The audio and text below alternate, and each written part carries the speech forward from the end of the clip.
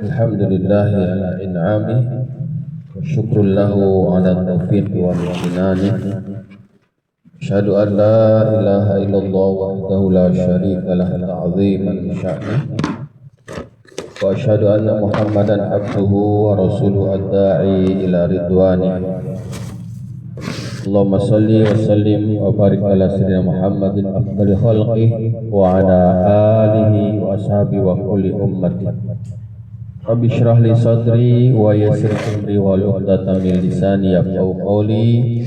Subhanaka la ilma lana illa ma 'allamtana innaka antal alimul hakim. Rabbana zidna ilman nafi'a warzuqna minka fahman wasi'a. Allahumma faqihna fid din wa 'allimna ta'wil wahdina ila sawa'is sabil.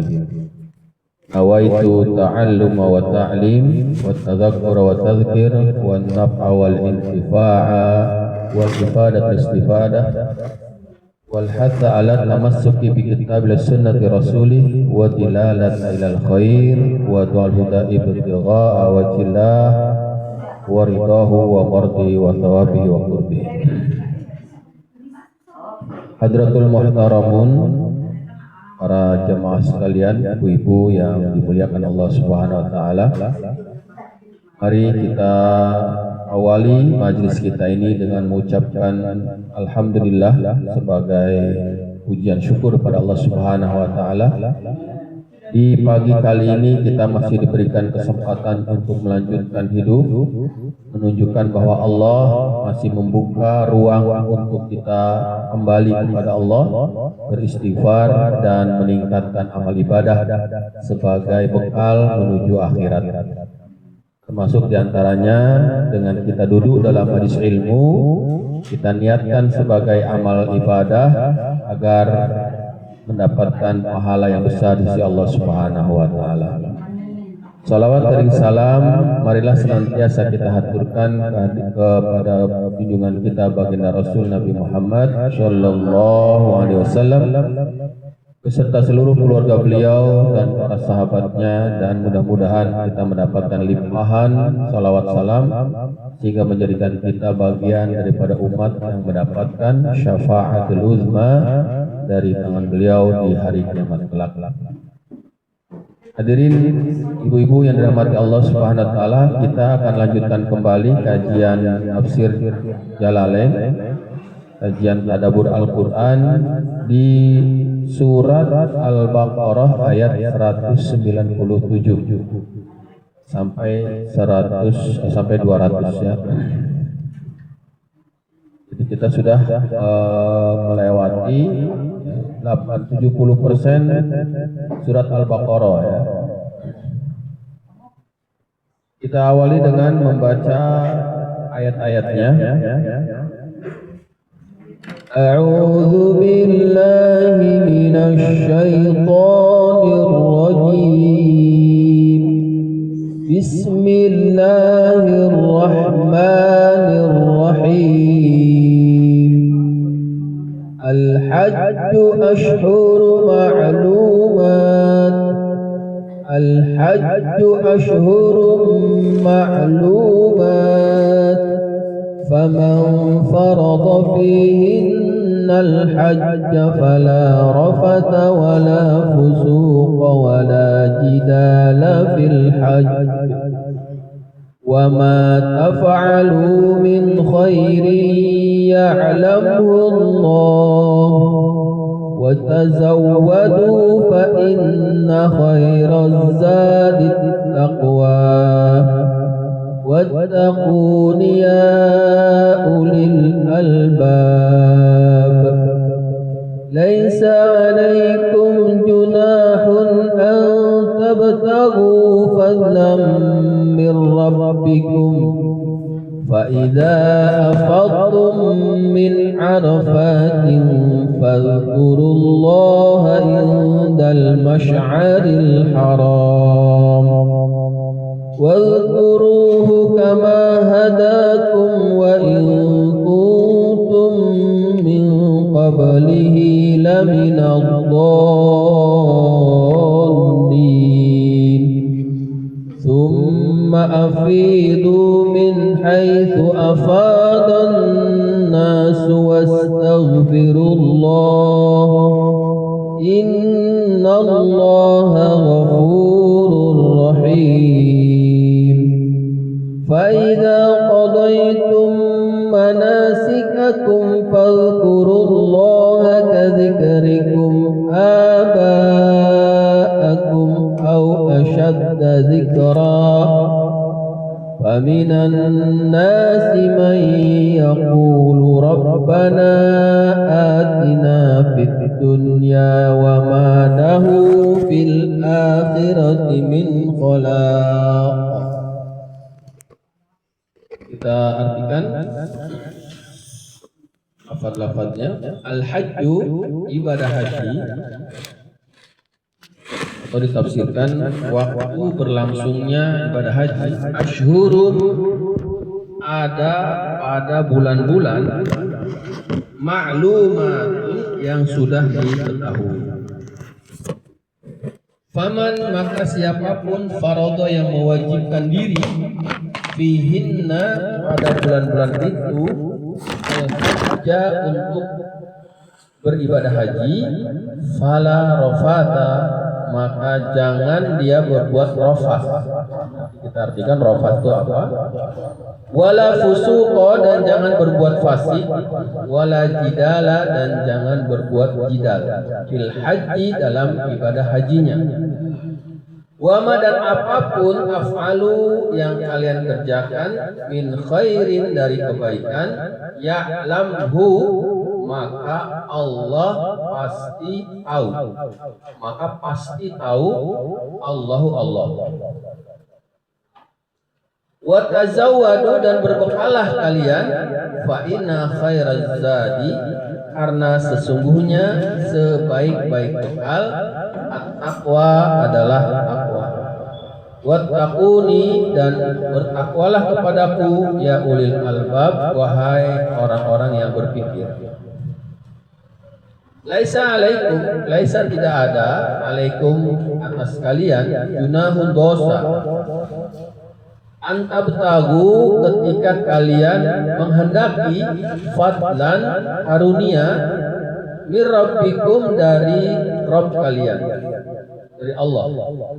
Faida afattum, faida, maka apabila afattum, kalian sudah menyelesaikan atau sudah berpindah, sudah berangkat, min arafatin, dari Arafah, fadzkuru, maka berzikirlah Allah kepada Allah, indal masy'aril haram, di masy'aril haram. Wadzkuruhu, dan berzikirlah kepada Allah, kama hadakum, sebagaimana Allah memberikan petunjuk kepada kalian. Wa in kuntum, walaupun adanya kalian, min qablihi, sebelumnya, laminadh dhalin, sungguh termasuk orang-orang yang sesat. Summa afidu, kemudian berangkatlah. Summa, kemudian, afidu, berangkatlah, min haitsu, dari tempat, afadun nasu, yang orang-orang berangkat. Wastaghfiru, dan beristighfarlah Allah kepada Allah. Innallaha, sesungguhnya Allah, ghafurun, zat maha pengampun, rahimun, lagi maha pengasih, penyayang. Faidah qadaitum, maka apabila kalian sudah menyelesaikan manasikakum, ibadah haji kalian, ibadah haji biasa diistilahkan dengan manasik. Fadzkuru, maka berzikirlah Allah kepada Allah, kadzikrikum, seperti penyebutan kalian, seperti ceritanya kalian, abaakum, kepada nenek moyang kalian. Au asyadda, atau dengan yang lebih kuat, zikron, zikirnya. Faminan nasi, maka sebagian manusia, man, ada orang, yaqulu, yang berucap, berucap, Rabbana, wahai Tuhan kami, atina berikanlah kepada kami di dunia wa malahu, tapi tidak ada bagian baginya fil akhirati, di akhirat, min khalaqin, dari pembalasan. Ayat-ayat ini dari ayat 197 sampai 200 ini berkaitan dengan ibadah haji. Terlebih lagi mengenai larangan-larangan dalam haji. Jadi tema kajian kita kali ini adalah membahas tentang larangan-larangan haji. Para hadirin sekalian, sebelum kita jauh membahas materi larangan-larangan haji, maka ada beberapa hal yang perlu kita ketahui. Pertama, kita harus paham jenis haji, ya, jenis praktek haji. Ada 3. Pertama, ada yang disebut dengan haji tamattu. Yang kedua, haji qiran. Yang ketiga, haji ifrad. Ada 3 pilihan orang kalau ibadah haji, mau pilih yang mana? Mau tamattu, qiran, atau ifrad. Masing-masing punya aturan sendiri dan punya syarat dan ketentuan yang ada agak berbeda. Ada yang sama, ada yang tidak sama. Sedangkan ibadah haji yang dipraktekkan oleh jamaah Indonesia itu lebih memilih tamattu, haji tamattu. Nah, gambarannya begini.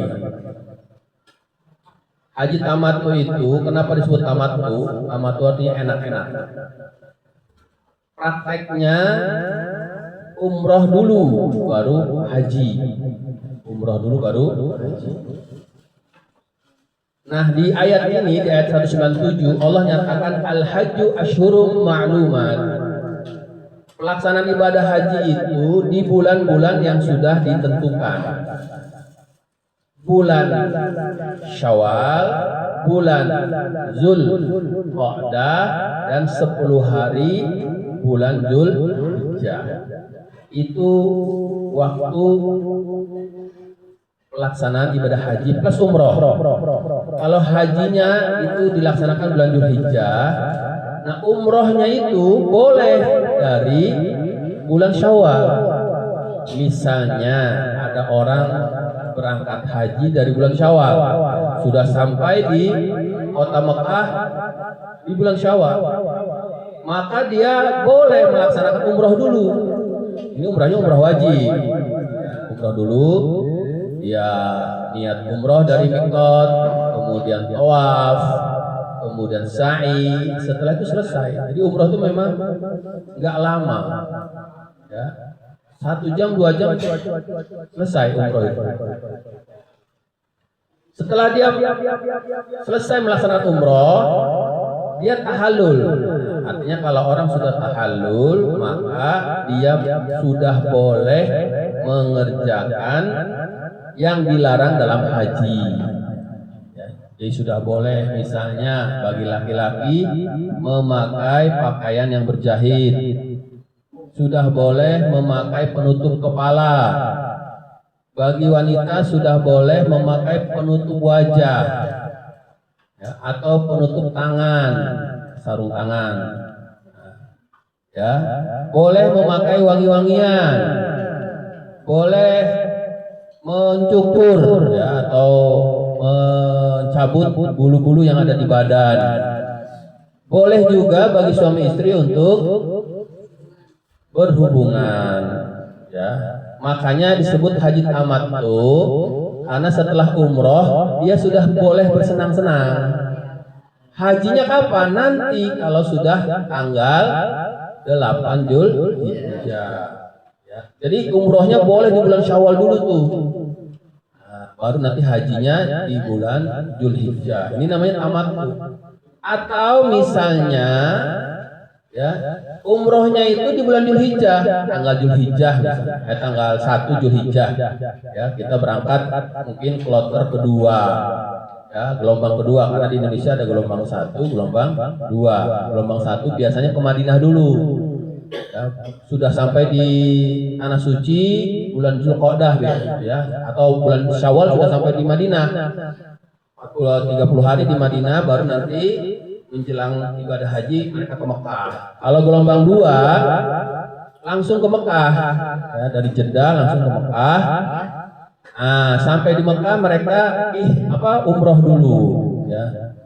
Belum masuk pelaksanaan haji, umroh dulu. Setelah tahallul sudah boleh tuh, misalnya ada jeda 2-3 hari sebelum wukuf, maka sudah boleh melaksanakan yang dilarang dalam haji. Nah, ini namanya tamattu. Tapi haji semacam ini ada resikonya. Resikonya apa? Harus bayar dam, menyembelih 1 ekor kambing atau domba. Nah, jenis haji kedua, haji qiran. Qiran ini artinya berbarengan.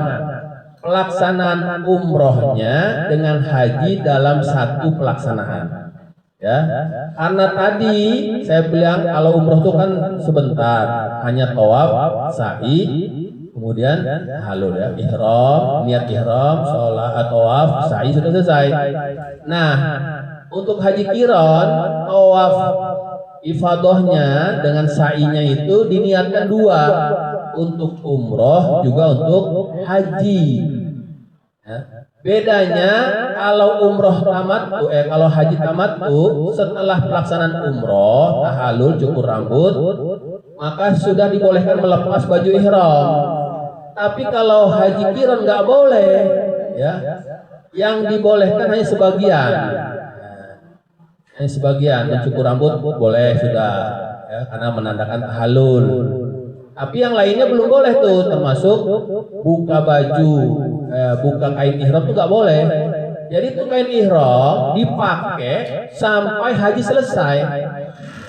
Inilah termasuk masyaqqah atau memang haji itu kan menuntut seseorang untuk punya fisik yang kuat. Memakai baju ihram tanpa ada baju yang lain bagi laki-laki itu agak berat, apalagi berhari-hari, ya. Apalagi yang terbiasa pakai celana dalam tiba-tiba nggak pakai celana dalam, itu agak berat ya. Itulah memang resikonya haji di situ, karena haji akan dilaksanakan bagi orang yang memang kuat. Itulah makna kenapa bagi yang mampu, ya, diantaranya punya kesiapan mental seperti itu. Nah, untuk haji qiran, melepas kain ihramnya itu sampai haji selesai atau sampai tanggal 12 Dzulhijjah atau 13 Dzulhijjah. Berarti kan dari tanggal 8, ya, 9 wukuf di Arafah, 10 kemudian berangkat ke Mina, ke Muzdalifah, dan seterusnya sampai selesai. Lumayan itu, ada 4 sampai 5 hari, ya, memakai kain ihram terus. Ini namanya qiran. Qiran pun ada resikonya. Haji qiran juga diwajibkan membayar dam, sama seperti haji tamattu. Ya, jadi bedanya itu hanya kalau tamattu itu di jeda antara umroh dengan haji, ada jeda dan boleh melepaskan kain ihram. Jenis haji yang ketiga yaitu ifrad. Ifrad ini tidak wajib membayar dam. Tidak wajib, nggak seperti tamattu dan qiran. Bedanya kalau haji ifrad, haji dulu. Nah, jadi dari mulai tanggal 8 sampai tanggal 12 atau 13 Dzulhijjah, ya, itu haji dulu selesaikan. Setelah haji selesai, dia ihram lagi, ya, dan berangkat dari mikot lagi. Nah, jadi setelah haji itu masih sudah boleh melepaskan kain ihram sebentar. Nanti kalau sudah pelaksanaan haji umroh, dia harus pakai kain ihram lagi. Ya. Yang dilarang sudah boleh dilakukan, tapi hanya sebagian. Ya. Berhubungan istri masih nggak boleh untuk haji ifrad tuh. Ya. Tunggu nanti selesai umrohnya. Kita mau praktekkan yang mana? Terserah. Semua jenis haji itu ada syarat dan aturan dan ada resikonya masing-masing. Untuk tamattu dan qiran diwajibkan membayar dam, sedangkan untuk ifrad tidak. Itu yang pertama kali harus kita pahami. Ya. Kemudian di antara larangan haji, ya, dalam praktek haji itu ada yang namanya rukun wajib, yaitu melempar jumroh, menginap di Muzdalifah, menginap di Mina, tawaf wada. Tawaf wada itu tawaf terakhir sebelum pulang ke tanah air. Kemudian berihram dari miqat. Ini namanya wajib haji. Berihram dari miqat itu maknanya seseorang berangkat, niatnya itu di tempat-tempat yang sudah ditetapkan, namanya miqat, dan di waktu yang sudah ditetapkan. Laki-laki sudah harus memakai kain ihram, ya, dan wanita ketika sudah niat ihram itu tidak boleh menutup wajah. Ya, ini kalau yang ini ditinggalkan, misalnya orang haji nggak melempar jumroh, ya, pengen cepat-cepat pulang, ada konsekuensinya, juga kena dam, atau dia berpuasa 10 hari, 3 hari di tanah suci, 10 hari di tanah 7 hari tanah air. Saya mah pengennya di tanah suci aja, 10 hari nggak apa-apa, sana, ya, nggak apa-apa. Kalau seluruhnya di tanah air, karena dalam kondisi sakit, menjelang pulang malah sakit, ya sudah di tanah air 10 hari. Itu wajib dilakukan. Kalau tidak mampu bayar, tidak mampu, nggak ada uang nih buat menyembelih kambing, dan ini menyembelih kambingnya harus di sana, ya, nggak boleh diganti di tanah air. Kalau di sana nggak bisa, baru diganti puasa. Kemudian termasuk larangan haji mencukur rambut dari seluruh badan. Rambut ini termasuk rambut kepala, alis, bulu hidung, janggut, kumis bagi laki-laki, bulu ketiak, dan bulu kemaluan. Itu tidak boleh dicabut satupun. Terkadang ya, ada orang yang iseng ngupil. Nah, ini hati-hati, maka perlu diperhatikan jamaah haji. Ngupil terlalu dalam, cabut tuh bulu hidung. Kan cuma satu helai, itu dia makanya harus diperhatikan. Walaupun cuma satu helai bulu hidung kecabut, langsung dia wajib bayar. Bayar damnya ini di luar. Kalau misalnya haji tamattu, dia wajib bayar dam karena haji tamattu. Tapi kalau dia melaksanakan yang dilarang, dia tambah lagi damnya. Nah, gitu. Ya, jadi dam di sini beda dengan kalau kita mempraktekkan haji tamattu. Kemudian menggunting kuku ini nggak boleh, ya, nggak boleh. Hikmahnya apa? Ya, sama seperti ketika kita menyembelih hewan kurban. Ya. Bagi orang yang mau menyembelih hewan kurban itu jangan sampai memotong kuku. Kenapa? Karena kata Nabi, setiap bulu-bulu hewan kurban itu akan menjadi ampunan bagi orang yang berkurban. Atau sebelum darah hewan kurban menetes ke tanah, dosa-dosa orang yang menyembelih hewan kurban sudah diampuni. Maksudnya sudah diampuni, seluruh tubuhnya diampuni. Maka jangan sampai ada bagian tubuh yang terlewatkan tidak diampuni Allah, ya, bagi orang yang menyembelih hewan kurban. Itulah kenapa tidak boleh orang yang mau menyembelih hewan kurban memotong kuku. Sama ibadah haji pun, kenapa dilarang menggunting kuku? Karena kita ingin seluruh tubuh kita itu bergerak dalam keadaan ibadah haji. Nanti akhirat, pahala di akhirat terhitung ibadah haji kecuali kukunya. Jangan sampai terjadi seperti itu. Itulah hikmah kenapa ya, tidak boleh dipotong kuku. Yang berikutnya, menutup kepala bagi laki-laki dan menutup wajah bagi perempuan. Nah, inilah ulama ada yang menyimpulkan bahwa ibadah haji itu kebalikan keseharian kita. Ya. Kenapa dilarang di dalam ibadah haji menutup kepala bagi laki-laki?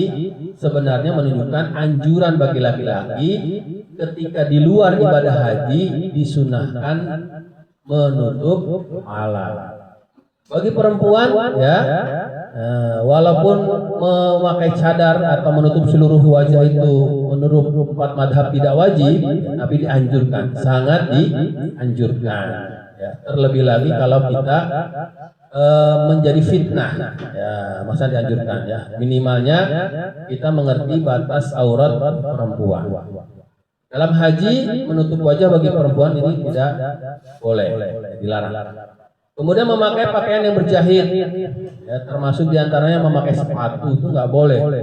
Kemudian juga untuk menutup kepala, ya kalau kita ingin menutup kepala karena kepanasan, maka ketentuannya itu selagi bendanya itu tidak menempel langsung ke kepala itu boleh, maka pakai payung boleh. Tapi kalau misalnya pakai sorban di atas kepala laki-laki itu nggak boleh karena menempel langsung ke kepala. Kemudian larangan berikutnya menggunakan wangi-wangian, menggunakan wangi-wangian. Wangi-wangian yang digunakan itu ketika sudah di dalam rukun haji. Nah, misalnya kalau ini untuk pakaian dan tubuh.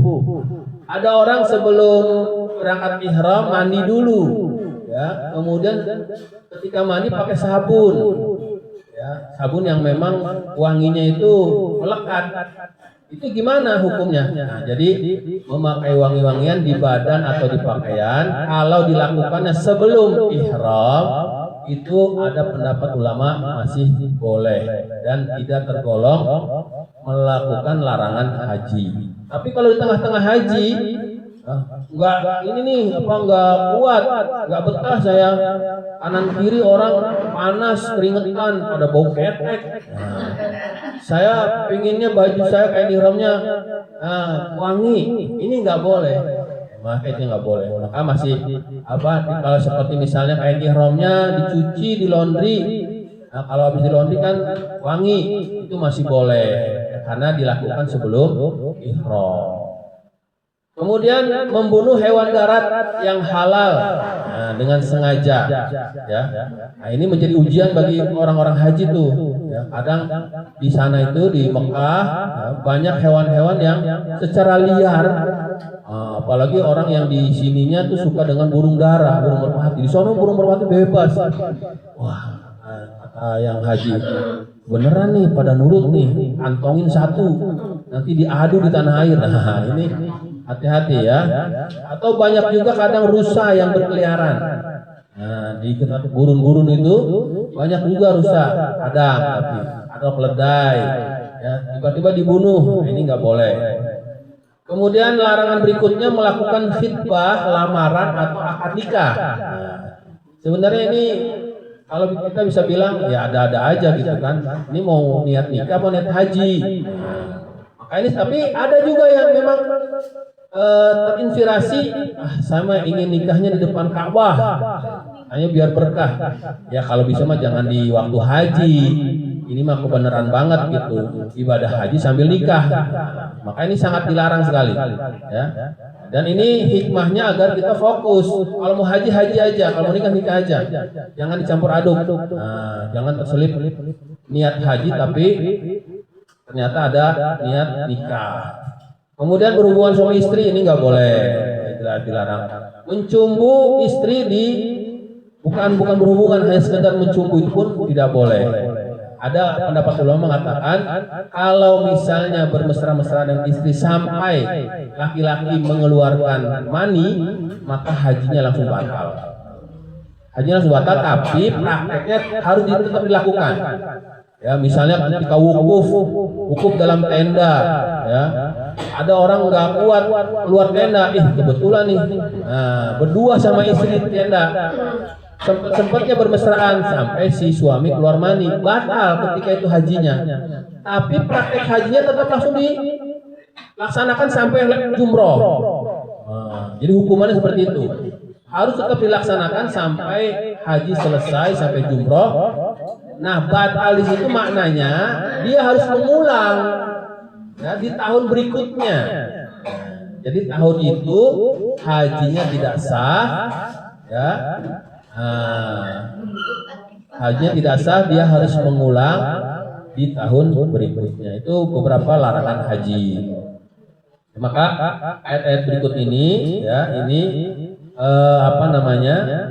menjelaskan tentang beberapa larangan haji. Ya. Di sini di awal ayat al-hajju asyhurum ma'lumat, waktu pelaksanaan ibadah haji itu di bulan-bulan yang sudah ditetapkan. Dalam penjelasannya dalam tafsir Jalalain di sini Syawal, wa Dzulqa'dah dan Dzulqa'dah, wa asyru layalin min Dzulhijjah wa qila kulluhu. Ya, sebagai pendapat mengatakan batas waktunya 10 hari pertama bulan Dzulhijjah, ada yang mengatakan seluruh bulan Dzulhijjah. Faman farada ala nafsihi fihin al-hajjah, siapa yang mewajibkan diri ingin melaksanakan ibadah haji, artinya sudah niat betul mau haji, fala rafatha, maka jangan melakukan rafat. Rafat itu ucapan atau perilaku yang mengandung birahi, artinya menggoda, ya. Karena ini di dalam pelaksanaan haji kita akan berjumpa dengan berbagai macam orang, baik laki-laki maupun perempuan. Dan ini larangan di sini dalam ayat ini tidak hanya berlaku bagi laki-laki. Mungkin dalam bayangan kita kan yang genit mah laki-laki. Ya, ketemu cewek yang hidungnya mancung, pengennya menggoda aja. Jangan salah. Wanita juga mungkin kalau ketemu orang-orang Arab di sana, nah, mungkin juga tertarik. Nah, hati-hati makanya. Maka Allah peringatkan fala rafatha, jangan melakukan rafat. Ya, rafat itu ucapan-ucapan verbal yang mengandung ajakan birahi, ya, dorongan seks gitu.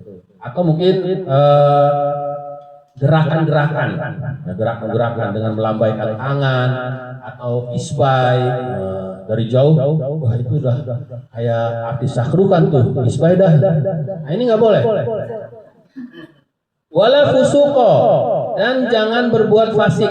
Fasik ini maksiat secara umum. Maksiat di sini maksudnya semua larangan Allah. Ya, misalnya judi, mabuk-mabukan, membunuh, ya, dan yang lainnya. Jenis-jenis maksiat pokoknya nggak boleh. Wala jidala, dan jangan jidal. Jidal itu berdebat yang mengarah kepada perkelahian. Ya, mungkin karena ibadah haji itu orang banyak berdesak-desakan, ya, kadang mungkin untuk urusan air aja berebut, nggak terasa emosi kita terpancing. Apalagi lawan yang sedang kita hadapi orangnya mungkin tubuhnya besar, nggak mau ngalahan.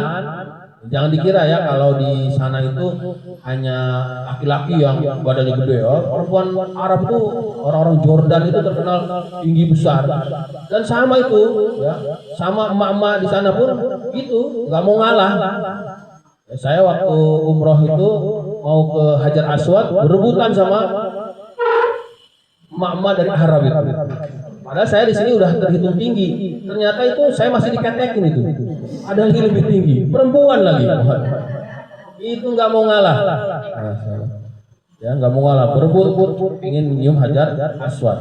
Nah, ini jangan sampai emosi kita terpancing sehingga menimbulkan perdebatan bahkan perkelahian. Nah, ini termasuk yang dilarang dalam haji. Kemudian dalam ayat ini wa ma taf'alu min khairin ya'lamullah. Ini sebenarnya ayat ini, potongan ayat ini berlaku umum, bukan hanya ya untuk urusan haji. Kalau kita artikan, kebaikan apapun yang kalian lakukan Allah pasti tahu. Kalau kita generalkan, kita maknai secara umum, maka kebaikan di sini ya bukan hanya dalam amalan haji, kebaikan apapun. Nah, kalau kita sembunyikan, orang nggak tahu, sekecil apapun amalan itu Allah pasti tahu dan Allah akan membalasnya. Nah, ini menjadi dorongan bagi kita dalam beramal itu jangan lihat kecil besarnya amalan. Yang jelas yang kalau kita ingin diterima sisi Allah, ya kita ukur dengan ikhlas atau tidak. Allah pasti tahu dan Allah akan membalasnya. Namun secara asbabun nuzul, ayat ini menyindir orang-orang Yaman yang beribadah haji ke Mekah tidak bawa bekal, hanya sekedar berangkat saja.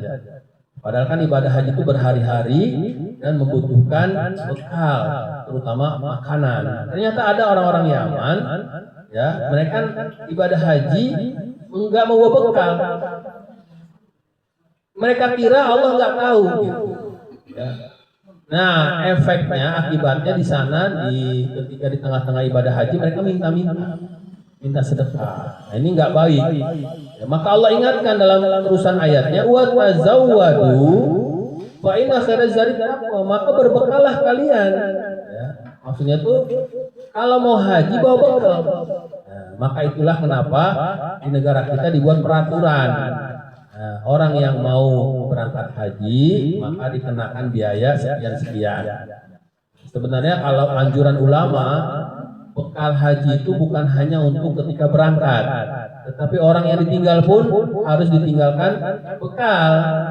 Ya, jangan sampai berangkat haji selamat sampai Mekah, tapi di rumah istri anak kelaparan, keluarga kelaparan. Ini nggak bagus. Ya, jadi bekal di situ bisa kita maknai secara luas, bukan hanya bekal untuk perjalanan hajinya, tapi juga untuk yang ditinggal. Fa inna khairaz zadi taqwa. Allah kemudian ingatkan, sesungguhnya sebaik-baik bekal adalah takwa. Perasaan orang Yaman yang berangkat haji tanpa membawa bekal makanan itu bentuk ketakwaan. Maka apa sama Allah ditegur. Bekal yang terbaik itu takwa, dan orang yang bertakwa pasti tidak akan minta-minta. Ya, apa yang dilakukan orang Yaman itu, mereka nggak bawa bekal sampai minta-minta. Itu nggak baik. Itu bukan ketakwaan namanya. Ya, ketakwaan yang sebenarnya, ya di sini dijelaskan dulu dalam tafsir Jalalain, ma yuttaqu bihi su'alan nasi wa ghairu. Ya. Takwa itu tidak akan takwa itu akan menghalangi seseorang untuk meminta-minta kepada manusia. Itu takwa sebenarnya. Lebih baik mana bekalnya takwa, nggak bawa bekal fisik, nggak bawa bekal makanan, atau bawa bekal makanan tapi nggak takwa. Dua-duanya bukan pilihan yang benar. Untuk orang yang berangkat haji, bawa bekal makanan, juga bawa bekal ketakwaan. Sehingga ibadah haji yang dilaksanakan itu menjadi nyaman, tentram, nggak gelisah, nggak kekurangan makanan, dan juga hatinya ikhlas. Takwa itu maknanya ikhlas karena Allah. Wattaquni ya ulil albab, dan bertakwalah kepadaku wahai orang-orang yang memiliki akal sehat. Jadi secara sebab nuzul, ya, potongan ayat tersebut untuk memperingatkan orang-orang yang haji tidak membawa bekal.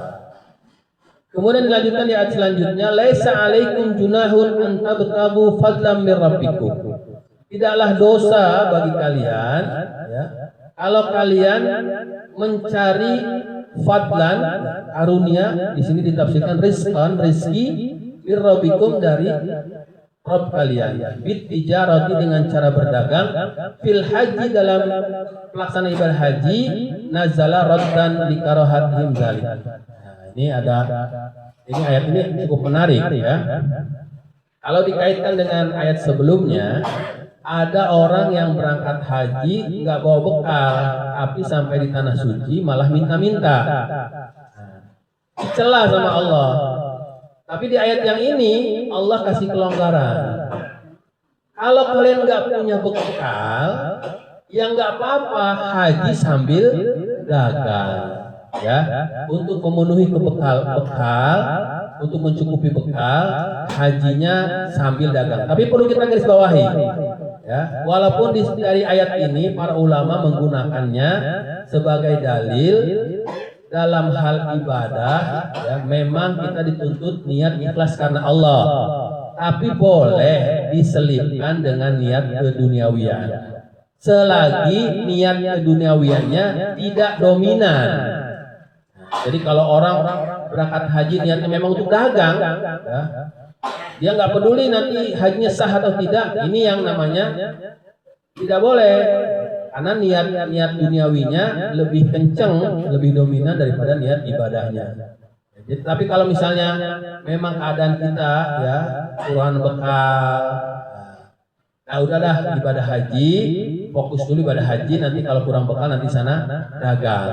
Jadi tujuan utamanya bukan dagang, tapi ibadah haji. ini masih dibolehkan. Sama tuh ibu-ibu kalau berangkat ngaji mau sambil arisan, mau sambil nawarin kerudung. Nah, ya, yang jelas pokoknya tujuan utamanya ngaji. Jualan kerudungnya nanti habis ngaji.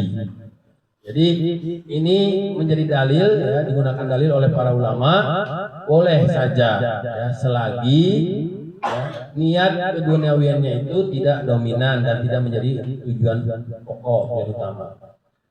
Faida afatum min arafatin ya.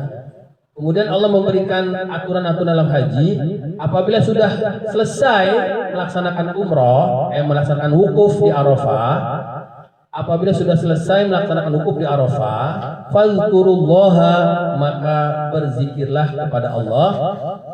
Di sini dijelaskan bimabi ba'dal mabiti bi Muzdalifah bit albiyah wa tahlil wa du'a. Maka berzikirlah kepada Allah ya, dengan memperbanyak bacaan albiyah, kemudian memperbanyak tahlil dan doa. Indal masyaril haram, di masyaril haram. Masyaril haram itu nama satu tempat. Huwa jabalun fi akhiril Muzdalifah yuqalu lahu qazhun fil hadid. Annahu sallallahu alaihi wasallam waqafa bihi bi dzikrillah wa yad'u hatta asfara bidarin wa muslim. Ya, ada satu tempat di Muzdalifah namanya Masyaril Haram. Dulu itu namanya disebut Qazah, di mana satu gunung kecil. Disitulah Nabi duduk, kemudian menginap ya, dengan memperbanyak baca zikir. Ya, di antaranya taubat, istighfar, juga zikir yang lain. Dan Nabi banyak doa di situ. Ya. Sampai pagi. Jadi kalau kita runtutkan ya, pelaksanaan ibadah haji manasiknya, malam 9 Zulhijjah ya, itu ada di Muzdalifah. 8 Zulhijjah siangnya itu sudah mulai mikot, sudah mulai ihram. Sebenarnya disunahkan untuk tawaf qudum, disunah hukumnya bagi yang hajinya haji qiran dan ifrad, hukumnya sunnah tawaf qudum, tawaf pertama kali datang di Mekah. Bagi yang haji tamattu, tawaf qudumnya itu menjadi haji umrohnya, menjadi umrohnya ya, jadi menjadi tawaf umroh.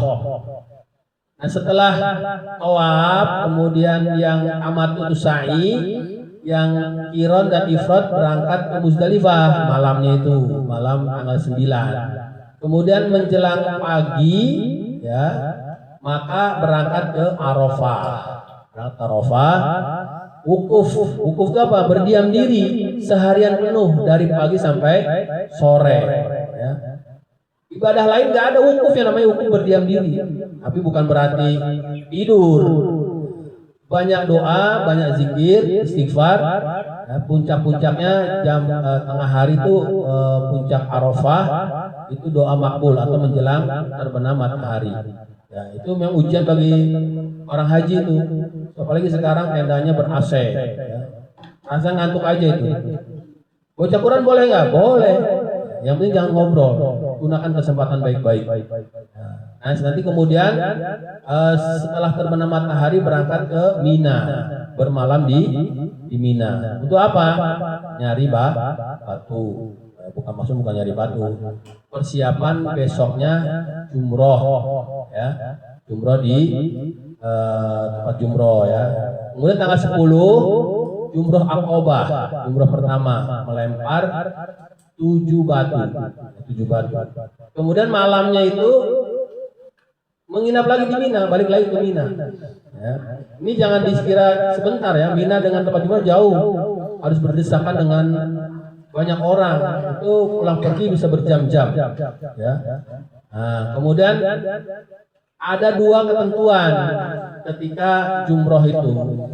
Ada yang namanya nafar awal, ada yang namanya nafar tsani. Yang nafar awal itu maksudnya dia ingin lebih cepat kembali ke Mekah. Maka dia selesaikan jumrohnya itu sampai tanggal 12 Zulhijjah.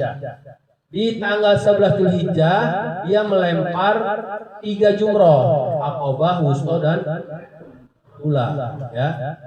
3 jumroh, masing-masing jumroh 7 kali 3 21. malamnya nginap lagi di Mina, besoknya jumroh lagi. Ya, jumroh lagi, tiga jumroh. Kali 7, 21. Hari pertama tanggal 10, 7, hari kedua 21, hari ketiga 21, jumlah semua 49 batu. Nah, bagi yang niat nafar awal, maka dia harus mengumpulkan kerikil ya, sebesar genggaman tangan ya, kerikilnya bukan kerikil kecil kayak sukro. Segenggaman tangan sebanyak 49. Sebelum matahari terbenam di tanggal 12 Zulhijjah, dia boleh kembali ke Mekah. Nanti di sana tawaf wada, kemudian tahalus selesai hajinya. Tapi kalau yang nafar sani di malam di tanggal 12, ya, dia belum berangkat ke Mekah sampai terbenam matahari. Nah, maka dia diwajibkan untuk jumroh lagi besoknya. Nah, ini resiko nafar sani. Maka malam itu dia harus menginap lagi di Mina. Nanti tanggal 13 Zulhijjah dia melempar lagi ya, 3 jumroh sebanyak 21 butir. Total semua 70 butir bagi yang nafar sani. Baru dia kembali ke Mekah, tawaf wada, kemudian sa'i, selesai tahallul. Bagi yang ifrad besoknya atau ketika itu juga dia umroh. Nah, itu runtutan pelaksanaan ibadah haji. Di sini Allah ingatkan kalau sudah selesai ya melaksanakan wukuf di Arafah, banyaklah berzikir di masjid di Indal Masjidil Haram, Masyaril Haram. Wadhkuruhu kama hadakum wa in kuntum min qablihi laminadh dhalin, dan berzikirlah kepada Allah karena hidayah, ini kita artikan karena hidayah Allah yang Allah berikan pada kalian, dan kalian ingat dulu itu kalian masih tergolong orang-orang yang sesat. Nah, ini sebenarnya ditujukan kepada para sahabat untuk mereka mensyukuri nikmat hidayah. Mereka kan dulu para penyembah berhala, orang-orang musyrik, orang kafir, kemudian dikenalkan pada Islam sehingga mengenal Allah. Di ayat selanjutnya, summa afidu, kemudian berangkatlah min haitsu afadun nas, dari tempat orang-orang berangkat. Wastaghfirullah innallaha ghafurur rahim, dan banyaklah beristighfar pada Allah, sesungguhnya Allah Maha Mengampun dan Maha Penyayang. Ini hanya ayat perintah untuk urutan haji itu. Tadi saya sudah jelaskan ya, dari wukuf sampai ke jumroh. Faida qadaitum manasikakum. Nah, kalau sudah selesai melaksanakan ibadah haji, fadhkurullaha kadzikrikum aba'akum aw asyadda dzikra. Berzikir lagi kalau sudah selesai ibadah haji, maka berzikir lagi. Sebagaimana kalian suka menyebut-nyebut nenek moyang kalian. Jadi ini ada asbab nuzulnya. Sebagian orang-orang jahiliyah itu mereka ibadah haji juga, walaupun ibadah hajinya sudah prakteknya menyeleweng. Nah, setelah mereka ibadah haji, mereka biasanya nggak langsung pulang ke tempatnya masing-masing, tapi kumpul di sekitar Masjidil Haram. Ngapain? Membanggakan nenek moyang. Ini saya garis keturunannya ini, saya nasabnya ini, saling membanggakan suku dan keturunan. Maka ini supaya kebiasaan itu tidak terulang, ya, tidak dijadikan kebiasaan, maka Allah perintahkan ganti zikir. Nah, maka inilah alasan kenapa para ulama menganjurkan kalau sudah selesai ibadah haji, kalau masih ada duitnya di rumah tasyakuran. Dan dalam tasyakuran itu juga jangan diselipkan, oh saya ini kan orang berada, di keluarga saya nggak ada yang nggak berangkat haji, dari mulai buyut saya dulu. Ini jangan juga dilakukan. Ini sebagai tanda syukur saja sudah diberikan kemudahan, kemampuan untuk berangkat ibadah haji, bukan pengganti zikir. Faminan nasi ma yaqulu rabbana atina fid dunya wa ma la fil akhirati min khalaq. Nah, Allah ingatkan bahwa di sebagian manusia ada yang selalu berdoa minta nasiban itu bagian ya. pahalanya di dunia, ya, di akhirat malah nggak dikasih. Nah ini sebagai peringatan ya bahwa tujuan utama kita sebenarnya untuk meraih kenikmatan akhirat. Ya. Jangan sampai ada keinginan kita ingin dibalas di dunia, nanti rugi. Kalau dibalas di dunia, di akhirat nggak dapat, malah rugi. Maka Sayyidina Umar Ibn Khattab ketika beliau menjadi khalifah, kemudian datang harta benda dari tanah-tanah negeri-negeri yang dikuasai orang Islam. Datang ke Madinah, banyak jumlahnya, emas, perak, perhiasan-perhiasan. Maka Khalifah Ibn Khattab nangis. Kenapa alasannya nangis? Khawatir jangan-jangan ini balasan iman dan amal yang Allah percepat di dunia, di akhirat nggak dapat apa-apa. Kalau kita lagi dapat nikmat, ya boleh nggak kita bilang ini nusratullah, ini datang Allah? Ya boleh-boleh aja syukur kalau dapat nikmat, tapi juga harus ada kekhawatiran dalam hati. Jangan-jangan ini balasan amal yang Allah percepat di dunia, ya kita malah nggak dapat apa-apa di akhirat, rugi. Maka ini hanya sebagai peringatan dari Allah Subhanahu Wa Taala bahwa kita itu jangan menuntut balasan di dunia, khawatir nanti di akhirat nggak dapat apa-apa. Kita sudahi sampai ayat yang ke-200. Ya, sebenarnya nanti ayat-ayat selanjutnya masih ada kaitan dengan ibadah haji, ya, dengan ayat sebelumnya. Tapi ini akan kita bahas di pertemuan selanjutnya. Wallahu alam. Sebelum kita akhiri, ada yang ingin bertanya?